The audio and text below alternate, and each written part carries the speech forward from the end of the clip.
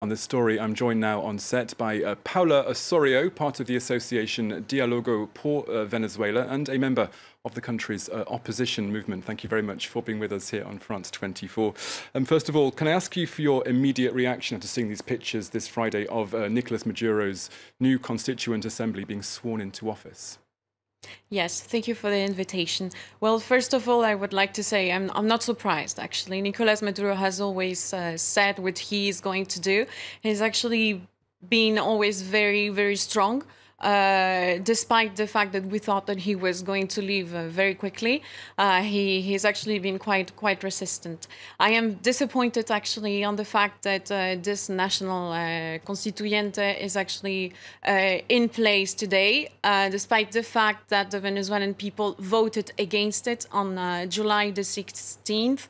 So it was less than 2 weeks before this vote that took place 5 days ago, and that actually has been, as of course we have heard in newspapers and all over the world, it was a fraud. Even Smartmatic, the company that fabricated and created the machines as the vote in Venezuela is electronic, even them, they said it was a fraud.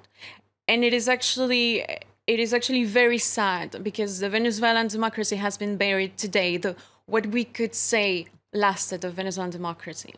And of course, and this all comes as international pressure seems to be growing day by day against the president in Venezuela. We saw this week the US slapping sanctions against Nicolas Maduro. When or if or how will he ever sit up and listen and maybe stand down?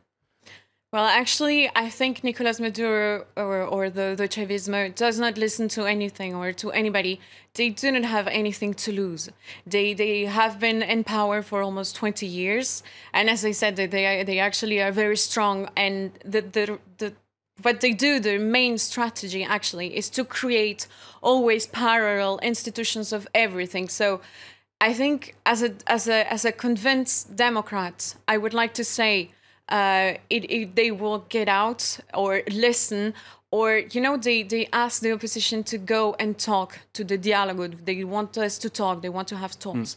But I would like to say, and it is actually a little bit of an example, but it is as a husband just beating the wife to death, and as the poor woman is lying on the floor crying and screaming and desperate, and, you know, the husband saying, "Oh, come on, let's talk."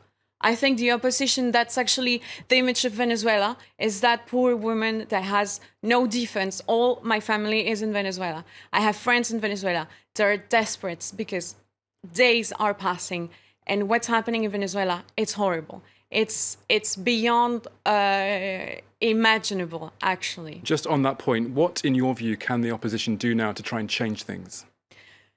Well, I would like to say, because I believe in democracy, that there is a way. There is a way. I don't know which one is. I think there is no one answer, even inside the opposition. We do not agree at everything. I think we cannot abandon the street, because Maduro and Chavismo, they are scared of particularly the international pressure, because when they see people in the streets, they just cannot stand the fact that Chavismo doesn't look like Happy Land and as Disneyland. And I think the pressure in the street is very important, and media, also international media, are very important. We cannot forget that, for example, Nicolas Casey, who was from the New York Times in Venezuela for several years and months, reporting about the situation and everything, he was kicked out of the country. Medias it's harassment, it's horrible. With also their experience, and as foreigners, they can say, and I think it is important that we have to say, the democracy maybe in national level is dead, but internationally, that there's solidarity and media and transparency that we can ask and demand. And having eyes in Venezuela, I think it's actually crucial. Okay, Paula Osorio from the association Dialogo por Venezuela. That's all we have time for, I'm afraid. But thank you very much. Thank you for coming in to talk. You're very welcome. Thank you very much for coming in to talk to us here on France 24.